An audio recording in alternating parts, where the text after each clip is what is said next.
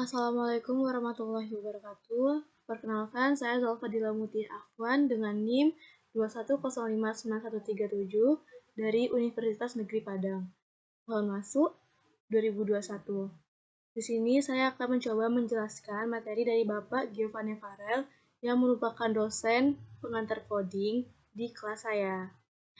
Yang modul pertamanya yaitu sistem komputer dan pengantar pemrograman. Di sini saya akan menjelaskan dahulu capaian pembelajarannya, yaitu setelah mempelajari materi ini, diharapkan mahasiswa mampu memahami prinsip dasar sistem komputer dan prinsip kerja dari perangkat utama komputer.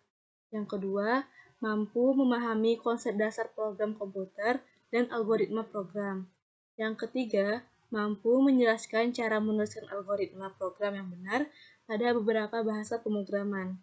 Yang keempat, mampu menuliskan algoritma program dalam menyelesaikan suatu masalah sederhana. Indikator pencapaian kompetensinya, untuk mencapai kompetensi yang diharapkan, ditetapkan indikator sebagai berikut. Yang pertama, ketepatan menjelaskan tentang sistem dan perangkat komputer. Yang kedua, ketepatan menjelaskan pengertian program dan algoritma program. Yang ketiga, ketepatan menjelaskan cara menuliskan algoritma. Yang keempat, ketepatan menuliskan algoritma program dalam menyelesaikan suatu masalah sederhana. Pokok-pokok materi yang akan dibahas pada modul ini adalah yang pertama sistem komputer, yang kedua pengantar program komputer dan algoritma program, yang ketiga cara menuliskan algoritma. 1. Sistem komputer. Pendapat beberapa ahli mendefinisikan komputer itu. Yang pertama ada dari Robert H. Blisner yang mengatakan komputer adalah suatu alat elektronik yang mampu melakukan beberapa tugas seperti menerima input, memproses input tadi sesuai dengan programnya, menyimpan perintah-perintah dan hasil pengolahan, serta menyediakan output dalam bentuk informasi. Yang kedua, dari William Sawyer yang mengatakan komputer merupakan mesin multiguna yang dapat diprogram, yang menerima data, fakta-fakta dan gambar kasar, dan memproses atas memanipulasinya ke dalam informasi yang dapat kita gunakan. Yang ketiga itu ada dari Donald H. Sanders yang mengatakan komputer adalah sistem elektronik untuk memanipulasi data yang cepat dan tepat serta dirancang dan diorganisasikan supaya secara otomatis menerima dan menyimpan data input, memprosesnya dan menghasilkan output di bawah pengawasan suatu langkah-langkah, instruksi-instruksi, program yang tersimpan di memori atau storage program. Yang keempat itu ada Hamacher dan kawan-kawannya, yang mengatakan komputer adalah mesin penghitung elektronik yang cepat dapat menerima informasi input digital, memprosesnya sesuai dengan suatu program yang tersimpan di memorinya, dan menghasilkan output informasi. Yang kelima itu ada dari Jogianto, yang mengatakan komputer adalah alat elektronik yang menerima input data, mengolah data, dan memberikan informasi dengan menggunakan suatu program yang tersimpan di memori komputer atau storage program, dan menyimpan program dan hasil pengolahan yang bekerja secara otomatis. Di sini kita akan membahas tentang fungsional komputer pada saat ini.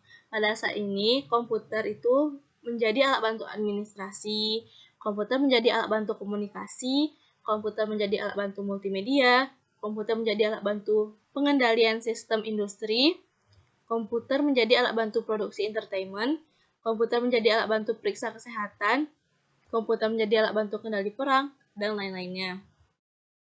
Ada 5 generasi pada komputer. Yang pertama itu ya generasi pertama, atau disebut juga dengan tabung vakum. Itu terjadi pada tahun 1946. Yang kedua itu generasi transistor, sekitar tahun 1959 hingga 1965. Yang ketiga itu ada generasi yang disebut dengan generasi ketiga. Ini pertama kali dikembangkan oleh Jack Kilby. Yang keempat ada generasi mikroprosesor. Pertama kali dibuat oleh IBM pada tahun 1971. Yang kelima itu ada generasi ALAR yang ditandai dengan munculnya smartphone, tablet, netbook, dan lain-lainnya. Sistem komputer. Supaya komputer dapat digunakan untuk mengolah data, maka harus berbentuk suatu sistem yang disebut dengan sistem komputer. Komponen sistem komputer itu ada 3. Yang pertama itu ada hardware, yang kedua ada software, dan yang ketiga ada brainware. Perangkat keras atau hardware adalah peralatan fisik komputer itu sendiri. Yang seperti pada gambar di bawah ini itu ada PC, ada keyboard, ada mouse, ada monitor. Yang kedua itu ada perangkat lunak, yang merupakan program yang berisi perintah-perintah untuk melakukan proses tertentu. Di sini softwarenya aplikasi-aplikasi yang terdapat di dalam komputer atau program-program yang terdapat di dalam komputer. Yang ketiga itu brainware. Adalah manusia yang terlibat di dalam mengoperasikan serta mengatur sistem komputer. Contohnya kita. Arsitektur komputer. Jadi, ini adalah perjalanan dari input device menuju ke output device.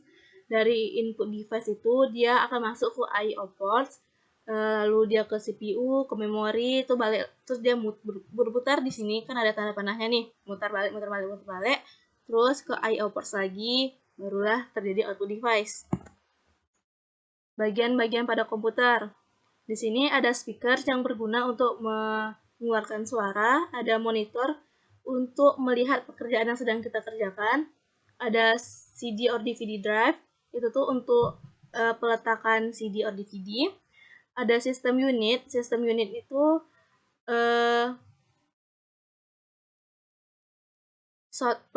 satu kumpulan yang di dalamnya itu ada CPU, memori, the power supply, disk drive, dan lain-lainnya. Yang selanjutnya ada printer. Printer ini ya yang seperti biasa untuk kita ngeprint, untuk mencetak apa yang ada di monitor untuk keluar gitu. Yang selanjutnya hard drive. Hard drive ini dia digunakan untuk menyimpan program dan sebagian besar data. Ada flash memory card reader, itu untuk membaca flash memory. Selanjutnya ada floppy disk drive untuk peletakan atau untuk membaca disket. Ada mouse untuk menggerakkan kursor, ada CD or DVD disk itu untuk umumnya untuk menyimpan file yang besar. Ada keyboard untuk umumnya untuk mengetik. Ada floppy disk itu untuk backup atau untuk cadangan dan untuk transfer data ke PC yang lainnya. Ada mikrofon untuk menangkap suara. Selanjutnya ini ada bagian-bagian komputer. Itu ada casing, ada prosesor, FPGA card, hard disk or SSD, DVD room, sound card, monitor, RAM, chipset, mainboard, PSU, keyboard, and mouse. Selanjutnya ada sistem bilangan di komputer. Jadi di komputer itu dia ada 4 sistem bilangan. Yang pertama itu ada sistem bilangan desimal, yang kedua ada sistem bilangan biner, yang ketiga ada sistem bilangan oktal, dan yang keempat ada sistem bilangan heksadesimal.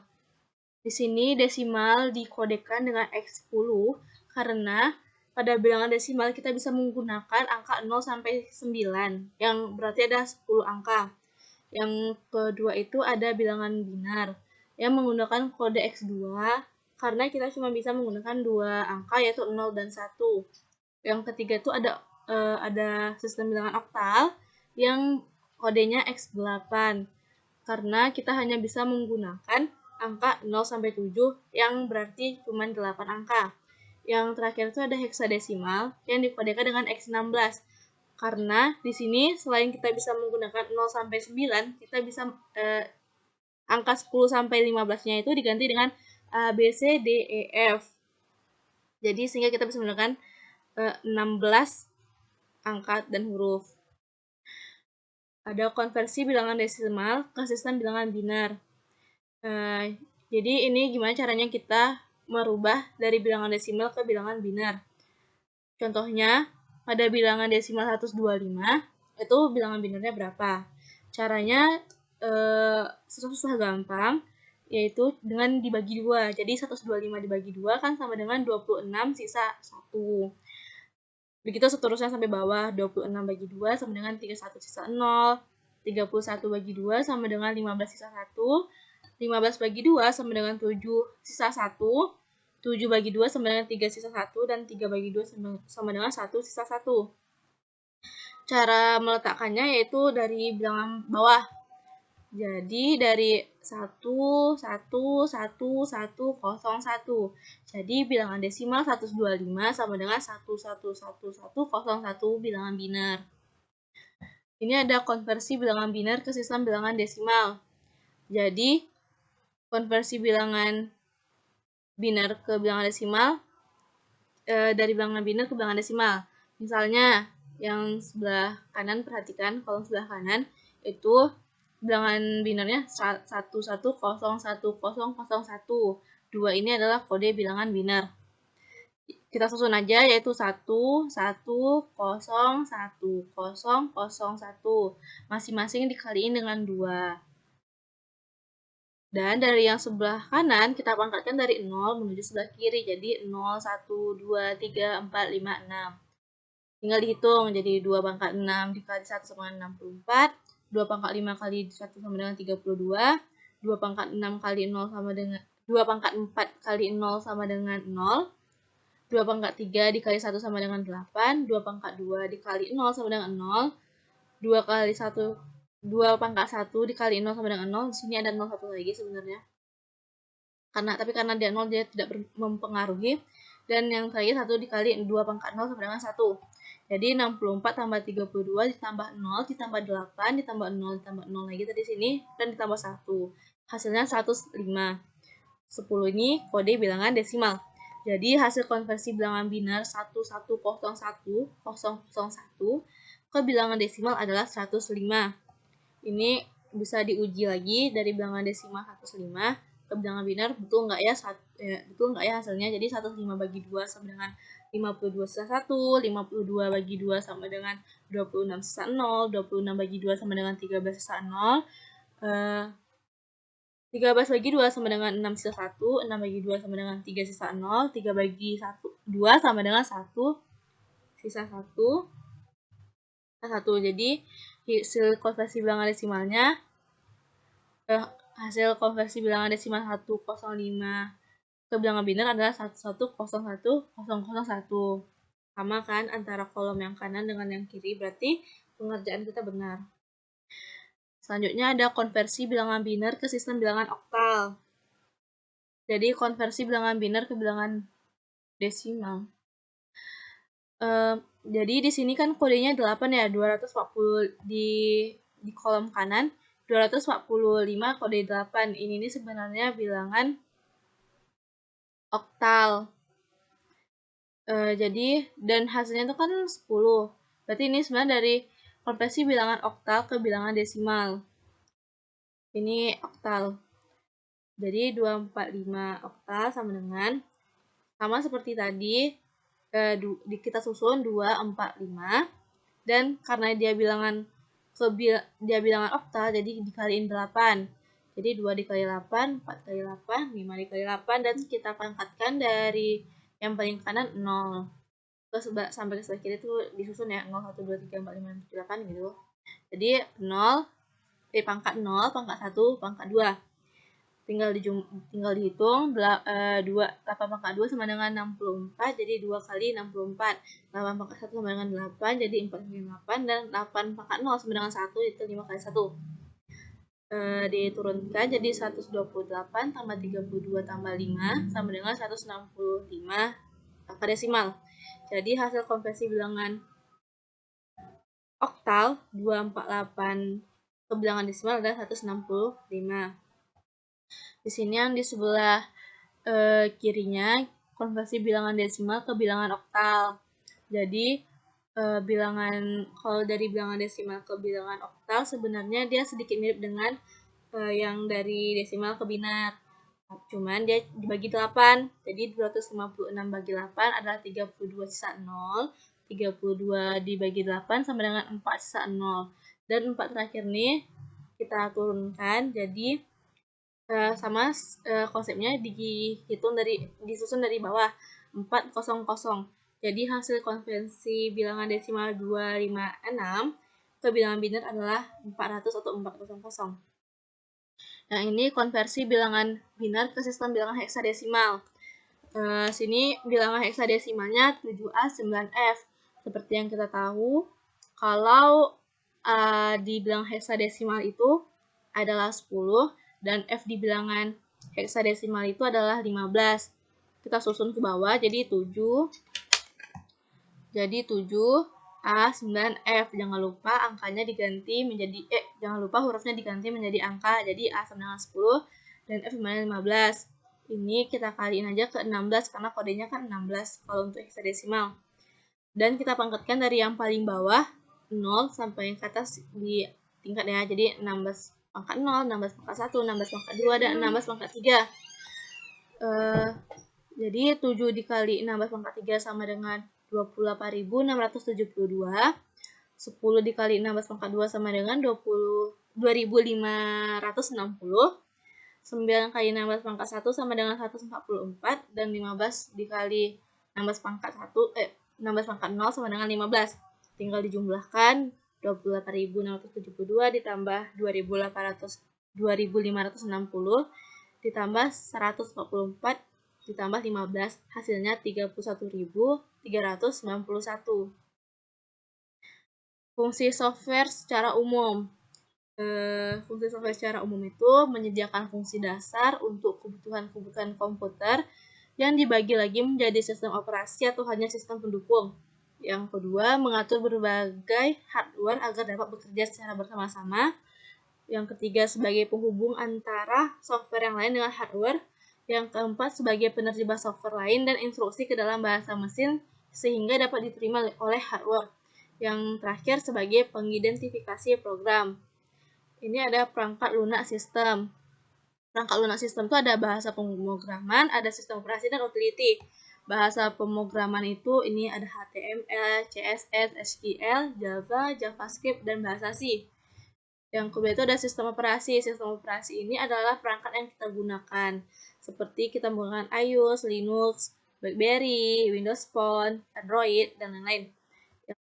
Dan yang ketiga itu ada utility. Utility itu semacam manfaat yang kita dapatkan. Contohnya di sini ada security essentials, itu adalah manfaat keamanan kita. Selanjutnya ada perangkat lunak aplikasi. Yang terakhir ada perangkat lunak aplikasi. Perangkat lunak aplikasi ini dia ada yang pertama ada perangkat lunak perusahaan atau enterprise. Yang kedua ada perangkat lunak infrastruktur perusahaan. Yang ketiga ada perangkat lunak informasi kerja. Yang keempat ada perangkat lunak media dan hiburan. Yang kelima ada perangkat lunak pendidikan. Yang keenam ada perangkat lunak pengembangan media. Yang ketujuh ada perangkat lunak rekayasa produk dan lain-lain. Oke, segitu saja penjelasan yang bisa saya sampaikan. Apabila saya ada kesalahan, saya mohon maaf. Terima kasih sudah memberikan saya kesempatan untuk menjelaskan. Saya akhiri dengan Assalamualaikum warahmatullahi wabarakatuh.